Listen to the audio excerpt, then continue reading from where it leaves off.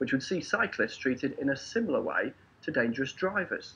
Yes, the laws are being proposed after 44-year-old mother of two, Kim Briggs, was knocked over and killed by a bicycle courier in February 2016.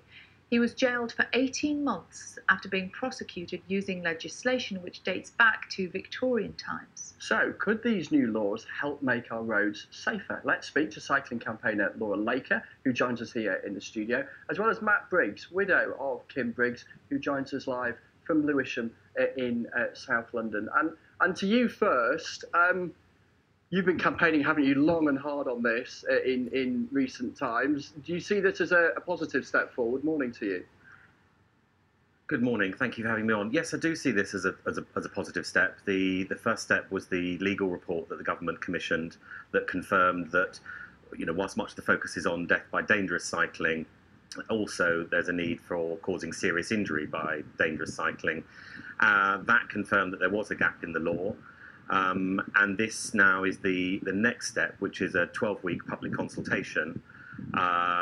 So yes, slowly but steadily, we seem to be making progress towards getting the law updated. Laura, when you hear Matt talking there, and obviously the situation that him and his family have had to live through, do you agree that there should be some change in the legislation, or do you think the government are looking at the wrong thing? Well, I think if there's a gap in the law, then it's important that we look to close that gap. And I think it's good that the government's looking to improve road safety for all road users. But I think there's a sort of issue with the laws as they stand in terms of how we prosecute dangerous and careless driving in this country. And I worry that this issue is going to carry on with the cycling offence, should it be introduced. So the problem is that it's sort of so open to interpretation at the moment, and I think only 57% of people who cause a death by driving are sent to prison, and so there's a great inadequacy in the law as it stands. But Matt's wife was actually killed by a man that was riding a bike that wasn't even meant to be on the road. Yeah, that's right. I mean, yeah, I certainly wouldn't argue with that. I just think if we're looking to improve road safety, we really need to look at how we're dealing with all danger caused by all road users. And at the moment, 1,700 odd people are dying on our roads every year, and the legal system that we have is inadequate in prosecuting people.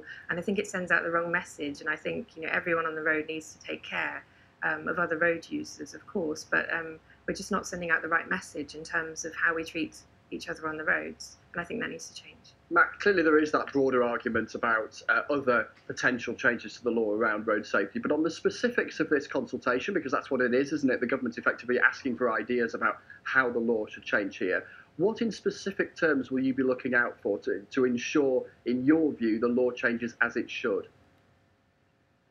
I think what I'm looking for is a parity. Currently, there are the only law that could be used in my wife's case was a law dating back to 1861, which was drawn up to stop people riding horses recklessly. It doesn't even mention causing death. It talks about bodily harm.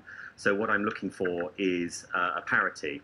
So causing death by dangerous cycling and careless, and causing serious injury by the same. And that brings a parity to the situation.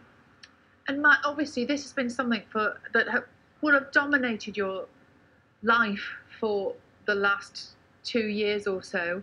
On the day that Kim went out to work, was it the usual thing for her to do, to use her bike? Was this something that that was part of her life? Was she a keen cyclist? Well, Kim was actually a pedestrian. Sorry, forgive me. Of course, and yeah. No, not at all. Kim was that day in February was a very normal day for us. Kim had started a new job which she absolutely loved, and she was simply going out crossing Old Street at lunchtime when she was hit. So yes, it was very much just part of her normal day. And when the police investigation unfolded, were you shocked to discover that they couldn't prosecute in the way that you might have thought was automatic?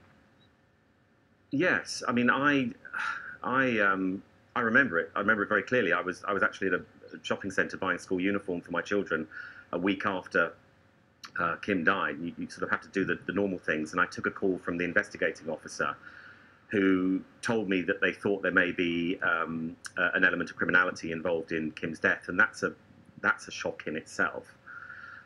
But then came the but, which was that we don't actually have anything to prosecute with. And it turned out they used the 1861 Act, but I think people will be shocked to know that that carries a maximum tariff of 2 years. Is very poorly worded, it's archaic wording, has a maximum tariff of 2 years, whereas causing death by dangerous dangerous driving carries a maximum tariff of 14 years. So yes, it was a real shock. You're already, dealing with grief, and then put on a 1.5 year roller coaster to try and get this to court.